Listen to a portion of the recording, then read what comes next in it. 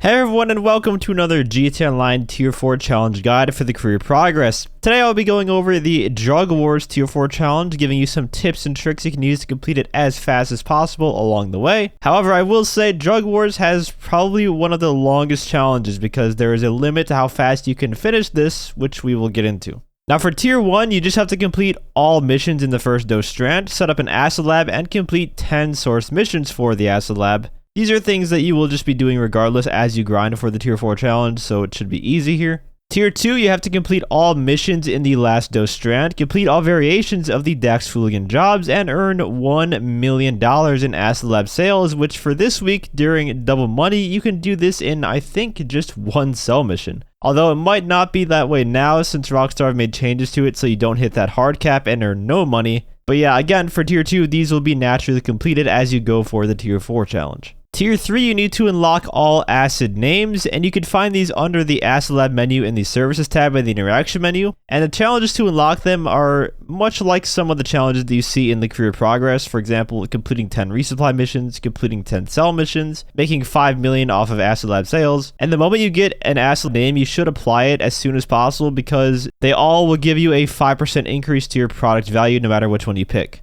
Completing 25 Fooligan jobs without dying. The hardest part about this one is just the cooldown. You can only do one of these jobs every 48 minutes, so that's a lot of waiting in between them. I do suggest you avoid the crop duster one after you do the challenge to complete the different variations of the Dax missions though, because that one is just not fun to do at all, and also you can die in that one pretty easily.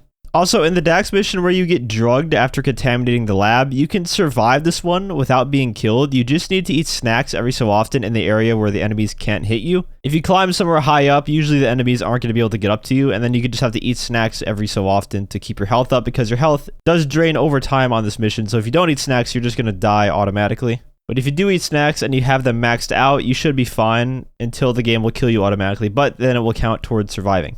Taking out 100 hostile versions of yourself and checking in sounds difficult, but what you need to do is do the mission normally until your clones come out, then go exactly where I do here behind the building. Snacks also work here even though you can't see your health bar, much like the Dax Fooligan mission we just talked about. And you should be free aiming this because if you use auto aim, there's a ton of sway, and during auto aim it doesn't let you really freely move your analog stick, so you should probably just free aim. And by doing this, you should be able to get at least 50 in one run. At most, it's going to take you 3 runs, but if you're good at this, you can handle it in 2 by getting 50 each time at least. And now we get into the Tier 4 challenge. First up, you will need to unlock all 24 platinum awards for Drug Wars. This is a massive one. That's every single award in the Drug Wars that you're going to have to unlock a platinum for. Some of them are easy, like just completing the first and last dose missions as not only a leader, but with someone else hosting it too. So you need at least 2 playthroughs of the first and last dose missions, and that will get you about halfway through all the awards. But then you have ones like complete 50 Dax missions. That is 25 more than the Tier 3 challenge calls for, so you'll need to do even more of them for Tier 4. You have to raid and steal from 50 stash houses, which are only available once per IRL day, so this will take you almost 2 months in real life to get the Drug Wars Tier 4 done.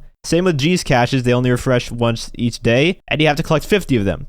You have to return stolen cash to a shop 5 times. This is the random event where you either can take the money yourself or return it to the store. You have to obviously return it to the store for this one. However, if you have a friend to play GTA with, I believe you can take your own stash house and then your friend can invite you to a CEO and you can get his stash house and you'll still get challenge credit for it. So you can do 2 a day instead of 1, and that will help out tremendously. For the Rabbit Award, you have to have someone else host the Uncontrolled Substance mission because that's how you become the Rabbit, and they have to let you run all the way to the end without killing you just a few times, which requires you to replay the mission at least a few times. So yeah, the awards part of this section will take you a long time to complete.